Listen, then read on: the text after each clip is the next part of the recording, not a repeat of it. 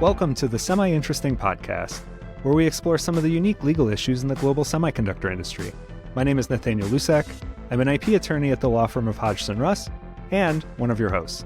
My name is Elizabeth Morris. I'm an IP attorney and the Director of Intellectual Property and Products at Pure Storage in Santa Clara, California, and I am one of your hosts.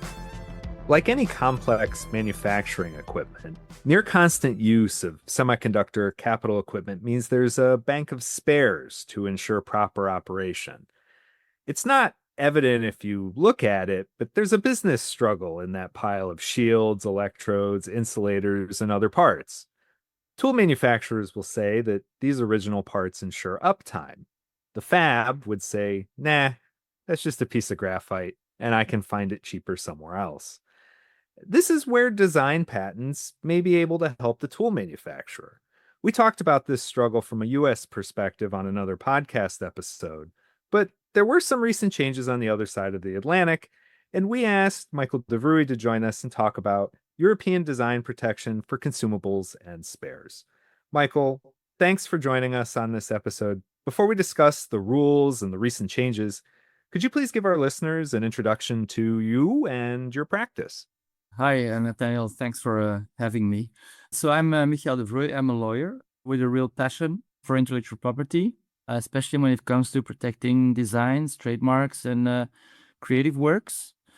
I started my legal career back in 2008 and spent the first few years working at a top-tier independent law firm in Brussels. After that, I spent over a decade in the Antwerp office of a global firm, before then becoming a partner at Simon Brown in 2023. Simon Brown is a full-service business law firm based right in the heart of the EU, in Brussels. We have a strong, dedicated IP team, and my personal focus is on strategic advice and enforcement of trademarks, copyright, and product design.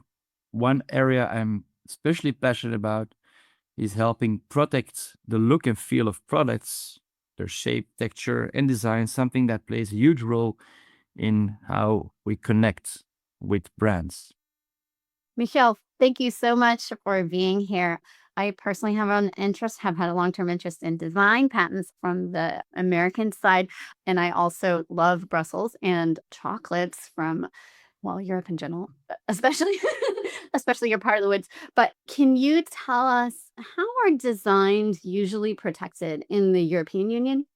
Well, there are two main types of design protection under EU law. You have the registered EU designs and the unregistered EU designs. They both fall under what's now known as the EU Design Regulation.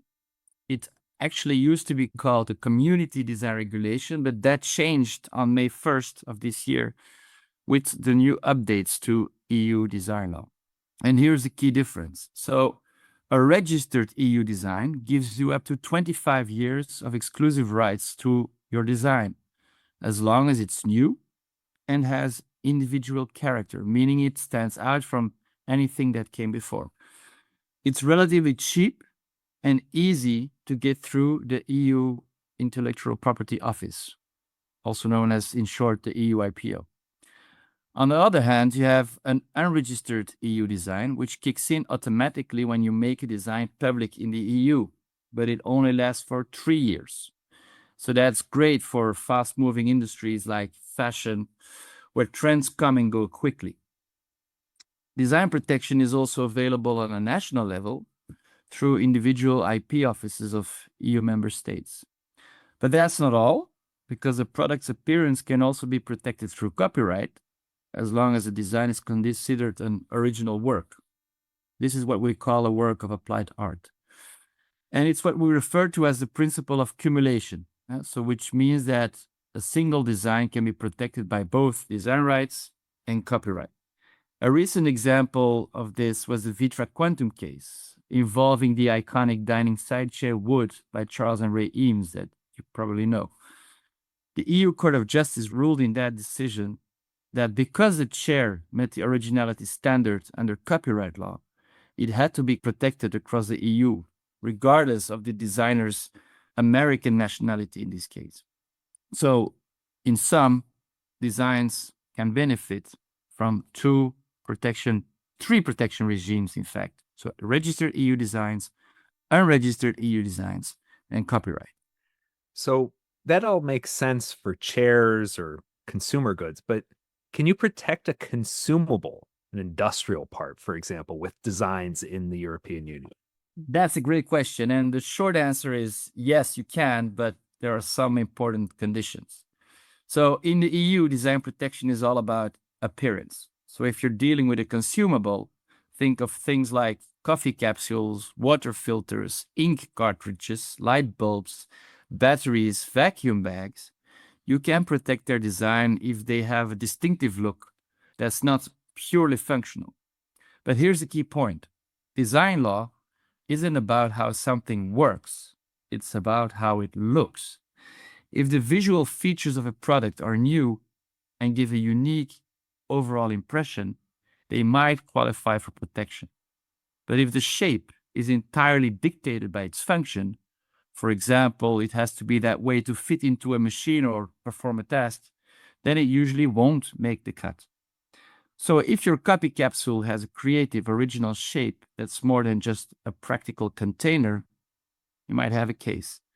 But if it's shaped that way only to fit into a specific machine, you're probably out of luck. So can it be inside a larger machine where the operator can't see it and know that it is so very beautiful and theoretically protectable? Well, Elizabeth, that's been a hot topic in EU design law for years now. And so can consumable parts actually be protected by design rights? And so the debate there, and that's indeed where your question is hinting at, mostly centers around something called the visibility requirement. And it's found in Article 4, Paragraph 2 of the EU design regulation. And the rule there says that if you're dealing with a component part of a complex product, that part has to be visible during normal use of the product, the complex product, to qualify for protection. Then the question is, what does normal use mean? According to the EU Court of Justice, most recently in the Mons case, normal use means what the end user does during the typical operation of the product. So things like maintenance, servicing, or repairs don't count. That means if a small internal part, like say a consumable inside an ion implanter, is never seen by the end user during regular use, it likely won't qualify for protection. Here's the catch though. The visibility requirement only applies to components of complex products, not to standalone products. So if your consumable can be seen as a product in its own right, different rules apply. And that is where things get interesting. Because for a long time, national courts and IP offices across Europe were coming to different conclusions. For example, in the Dutch case involving Samsung, the court ruled that while a printer is a complex product, the ink cartridge isn't really a component because the printer is still a complete product without it. In another case involving vacuum cleaner bags of the German brand Miele, the design was first rejected and then later accepted on appeal by the EU IPO Board of Appeal. But the debate has mostly been put to rest with a recent ruling in the Hypertherm versus Bartoni case. This case involved the design of an electrode for a welding torch, which is a typical consumable. And the EU General Court confirmed in that case that consumables can be treated as standalone products. And when they are, the visibility requirement doesn't apply. So, where does that leave us? In short, yes, consumables can be protected by design rights in the EU, but only if they are not considered hidden components of a larger complex product. The key is whether they're seen during normal use, or better yet, if they stand on their own. Okay, so consumables can be treated as standalone products. Are there any restrictions on what type of consumable can be protected? So in the semiconductor space, consumables are very small parts in very complex machines. Does that matter? Yeah, so if we first let's dig a little deeper into the Hypertherm case, because that will help to determine the restrictions on consumables. And so In this case, so the EU General Court was helping us clear up the confusion around consumables and design protection. And so at the heart of the case was a welding torch electrode.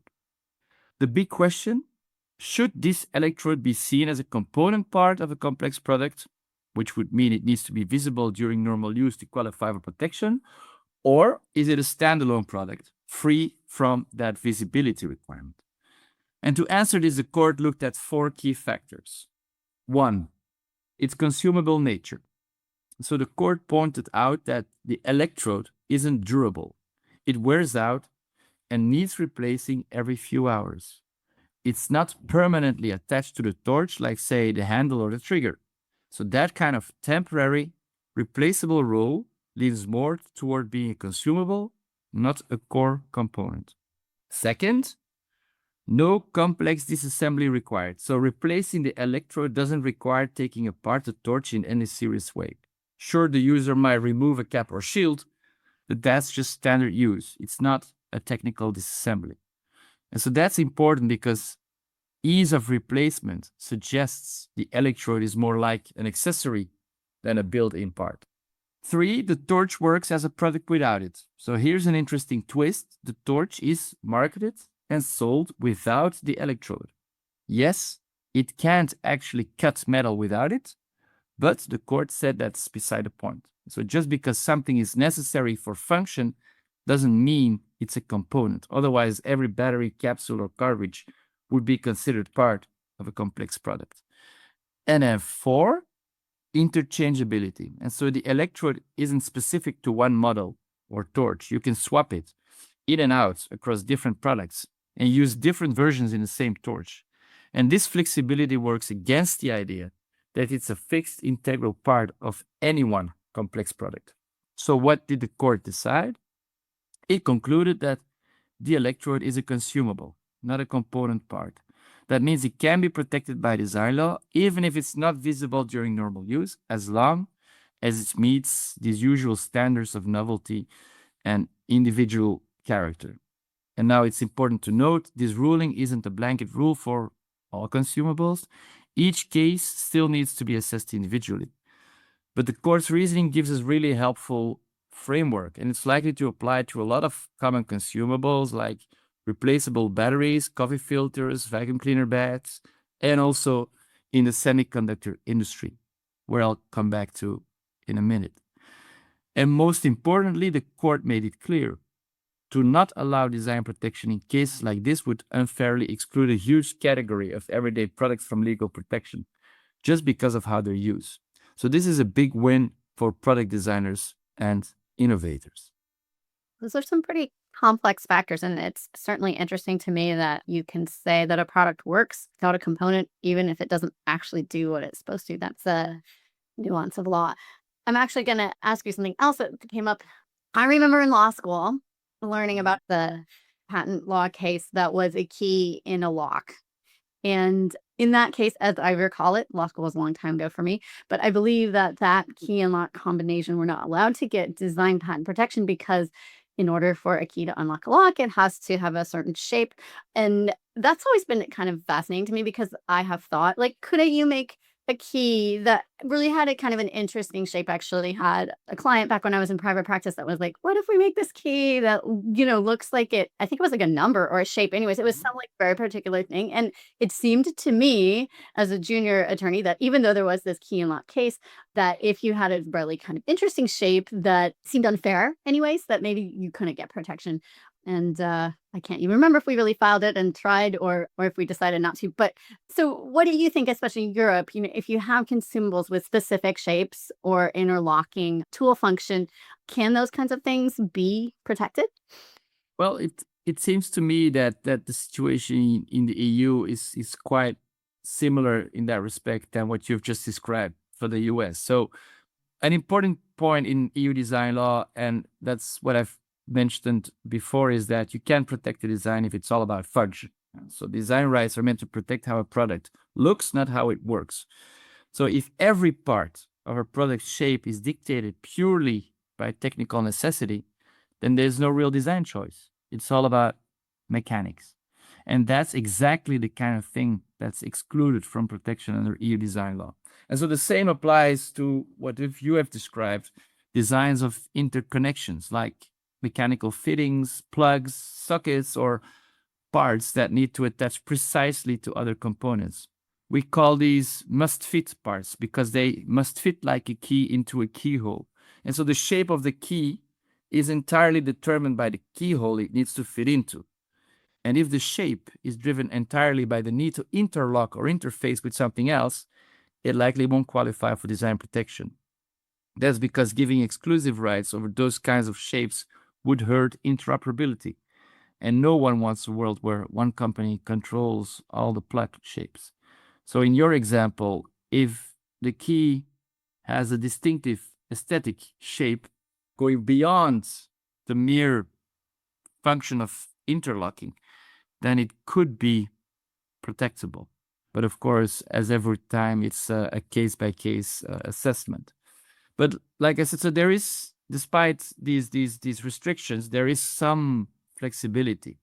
And so, like I said, if the product has been designed differently and the chosen shape reflects aesthetic decisions, not just technical ones, then design protection might still apply. Let's say you're designing a wafer carrier. Even if it needs to perform a specific function, if you had multiple shape options to choose from, and you picked one that's visually distinctive, then that version might qualify for protection under EU law. The fact that alternative shapes exist doesn't automatically get you over the line because that's not a decisive factor, but it's definitely a factor that courts and IP offices consider in order to determine whether the shape of, in your example, the key is purely dictated by function. So in short, function alone isn't protectable, but when form meets creativity, that's where design law comes in. So I liked your example about the wafer carrier. And you mentioned before that we wanted to dive into specifically the semiconductor industry and some of the large complex manufacturing equipment that's in a fab. So I'll just ask the broad question. Can you protect semiconductor industry consumables with design rights? Now, this is a space where we're dealing with some of the most advanced, expensive machines on the planet. Like you said, ion implanters, etching tools, deposition systems, and even though these systems cost millions, many of the parts that keep them running, shields, insulators, wafer handling tools, are actually consumables. So they get swapped out regularly because of wear, contamination, or just plain physics. So can they be protected? The answer is possibly, but there are important caveats. I love the lawyer answer of possibly. Yeah, that's what I was thinking. It depends, right? It's just Yeah. always No, the answer, always. but yeah, so no, the point is, of course, that they are protectable, but there are some important conditions like we've discussed before, right? So the visibility requirements, for instance. So first of all, here's the challenge. Many of these parts have very specific functional shapes. They're designed to fit precisely into machines, interact with wafers, or channel plasma flows. And that means function often drives form, which is a red flag in design law. So like I said before, design rights don't protect how something works, they protect how it looks, provided that the look isn't purely functional. So what can be protected? If there's design freedom, for instance, if multiple visual shapes could perform the same task, and the chosen shape has some creative or aesthetic value, then design protection might be an option. But if every detail of the part is there because it has to be, it likely won't qualify for design protection. And so this is where the hyperterm Bartoni case offers some helpful guidance.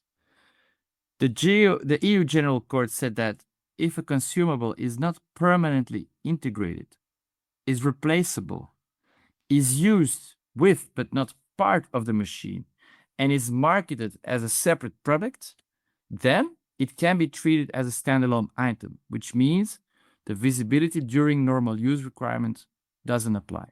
So that opens the door for design protection, even if the part is never seen once installed. So, for example, a wafer shield that's removable, replaceable, and sold on its own could potentially be protected as long as its design isn't dictated entirely by a function. And why does this matter? Well, semiconductor manufacturers often face a real problem. Customers who try to cut costs by using non-authentic replacement parts. That might save money in the short term, but it can lead to performance drops, contamination risks, or shorter tool life. So design rights can be a valuable tool to push back, offering a way to legally block infringement or infringing lookalike parts, even if they're functionally similar. But again, if a part is completely hidden during use and its shape is purely technical, design protection won't help. And a patent or a utility model might be the better route. I'm going to change topics a little bit. Let's assume that we were able to get one, and we're making headway in being able to keep out, the copycatters. How do we actually enforce an EU design protection for this consumable? What are our options there? Is it like injunction? Is it damages? And what's going on? Yeah, so there we're going out of theory and going more to the practical enforcement side of things, which of course has some practical challenges. But to start off, enforcement depends a lot on the type of design protection that you have. And so if you have a registered EU design, you're in a strong position. First of all, you have a presumption of validity that you can invoke in, for instance, ex parte proceedings, summary proceedings, vis-a-vis platforms. So you can stop others from making, selling, importing, offering, or even using any product that creates the same overall impression. So it's very broad. And here is the kicker. It doesn't matter if they copied you on purpose or just came up with a similar design on their own. Intent doesn't matter. It's about visual similarity. The design is on the register, so it's opposable against any third party. It's an absolute protection. And so you don't have to prove that the other side has copied you. Often we get a defense saying, oh, but we had no intention to do that, or we are acting in good faith. It doesn't matter, right? So it's the visual similarity that counts. If the design is unregistered, you still have rights, but enforcement is much more difficult because you'll need to prove that the other party actually copied your design. So that means showing they had access to your design, since it's not on a register, and that they didn't come up with theirs independently. If there is an independent creation, there can be no infringement. And so that can be a tough burden sometimes, especially in fast-moving industries like fashion and consumer tech.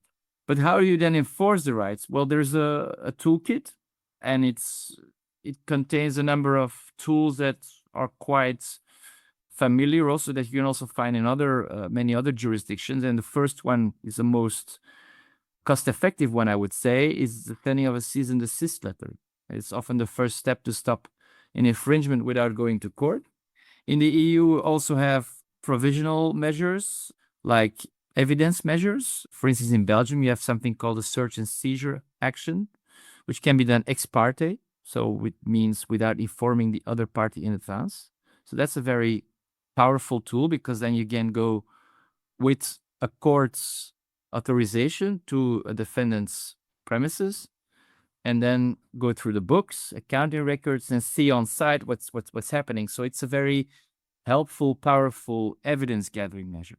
And then you go to civil litigation. If you don't settle, you can go to the national EU courts, where you can file an infringement action and obtain an EU-wide injunction if you're in front of the courts of the defendant's domicile.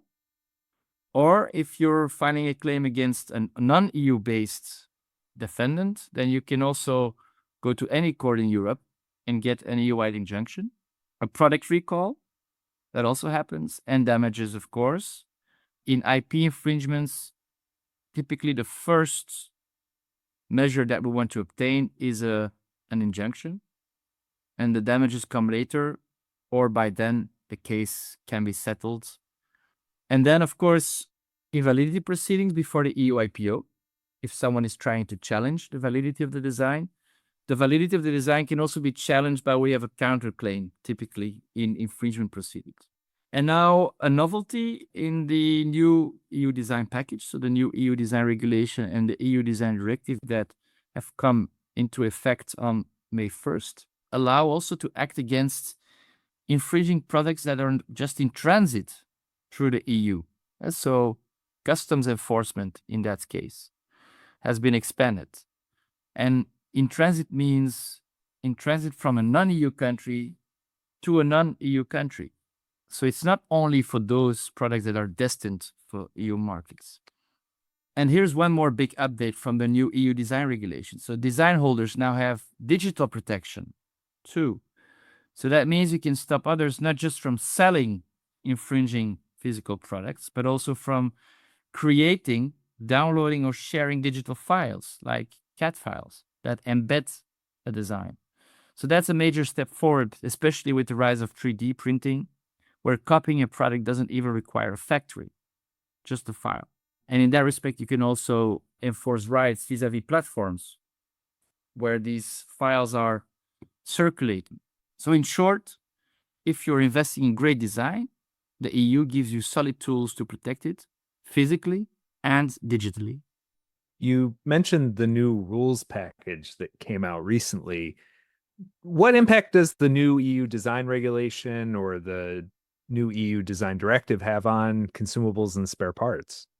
Well, spare parts, especially for things like cars, are one of the most debated topics in EU design law, and the new EU design package, so the new EU design regulation and the EU design directive, which requires EU member states to transpose these rules into their national laws, have some quite important novelties in relation to consumable parts and spare parts.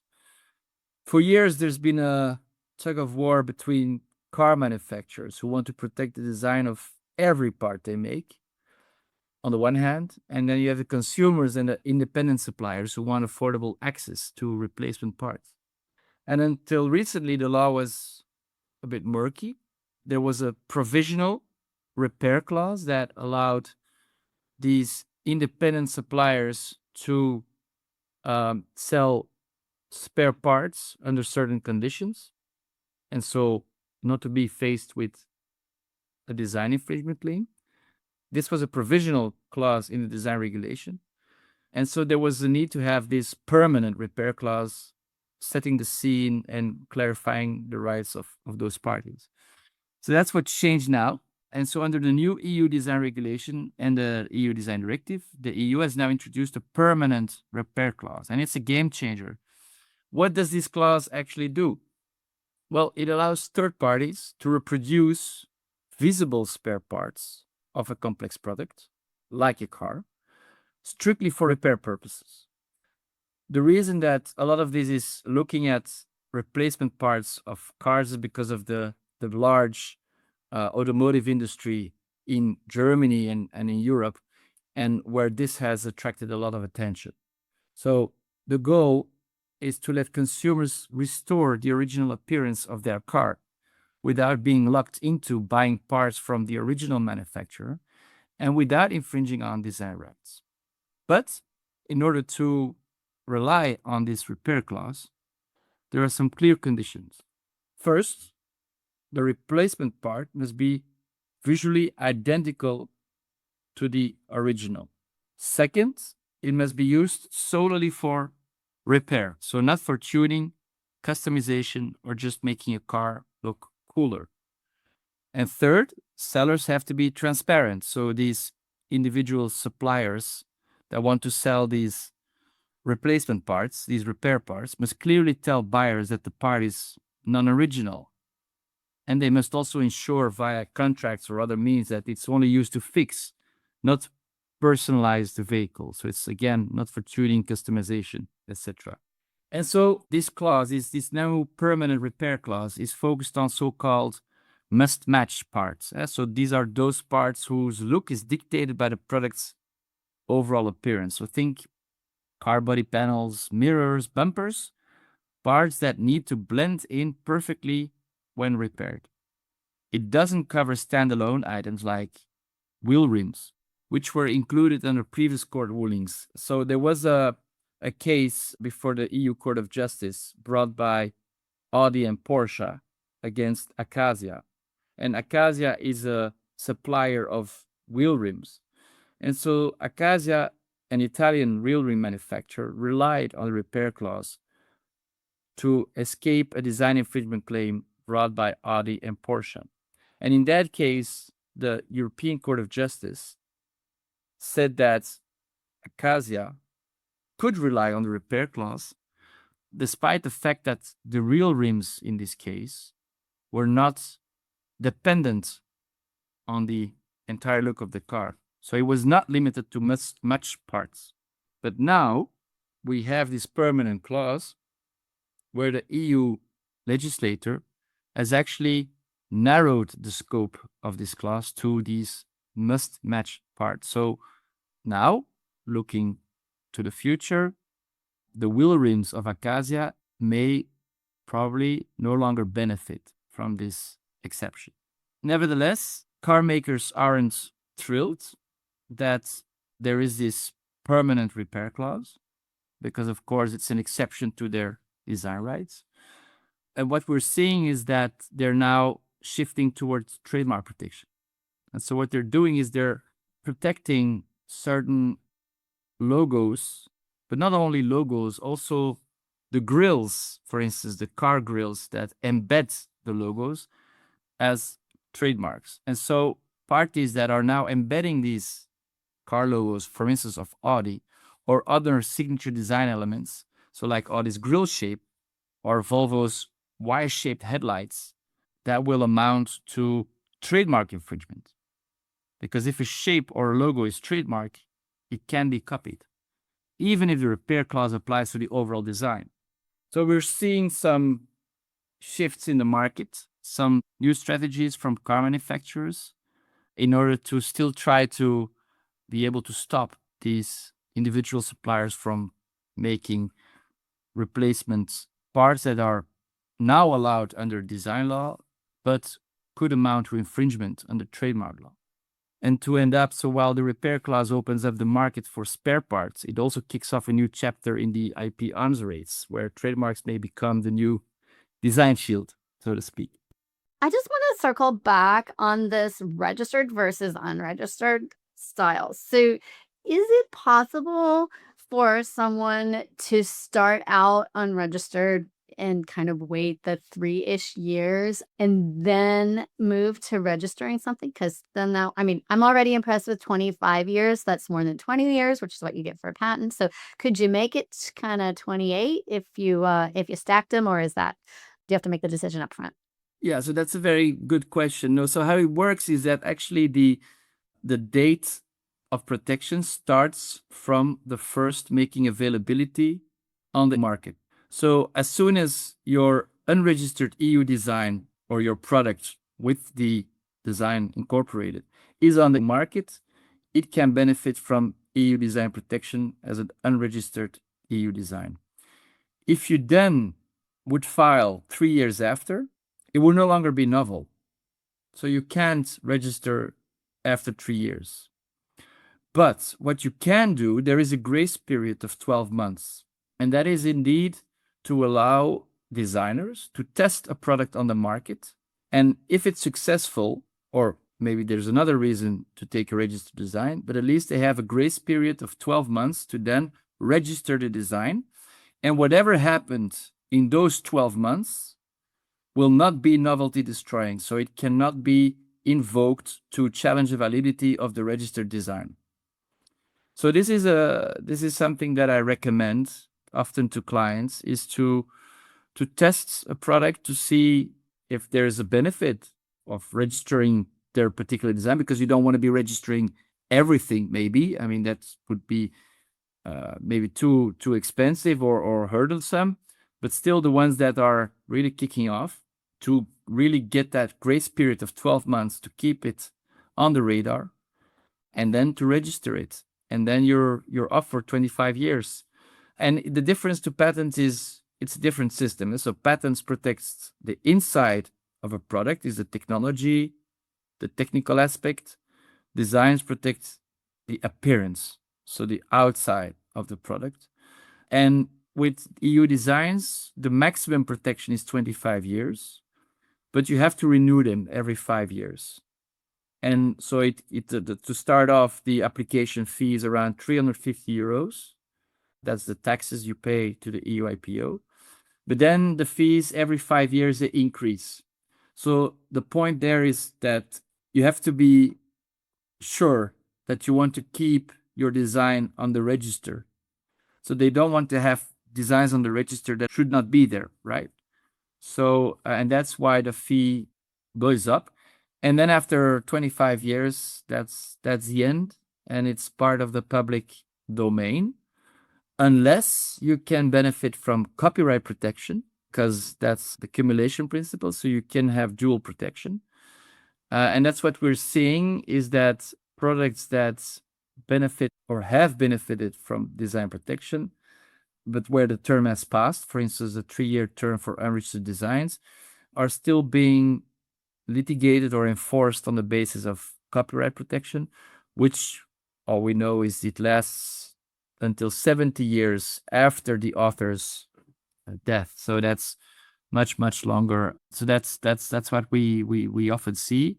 Of course, with works of applied arts, utilitarian objects, that's a whole debate in Europe, because we don't want people abusing the copyright protection system to disproportionately expand the term of protection of such objects. But so that is a thin line, but in theory, the two systems exist in parallel. Thank you so much for taking us on a tour of low tech to high tech and the changes in Europe regarding design protection for consumables and spare parts. Yeah, Michael, this was just a wonderful episode and so very timely, coming out right after this change just about a couple weeks ago here. So super exciting. And thanks so much for all we learned. Thank you, Elizabeth and Nathaniel, for having me. It was a true pleasure, and I look forward to the next episode. Thanks so much for listening to this episode of the Semi Interesting Podcast. You can find more episodes wherever you get your podcasts, including YouTube. And if you enjoyed the episode, we always appreciate 5-star reviews. While we talked about legal issues, none of the information shared during this podcast is intended to be legal advice. If you have any questions about information we cover or ideas for a future episode, feel free to contact me or the other attorneys at Hodgson Russ. You can find contact information at www.hodgsonruss.com.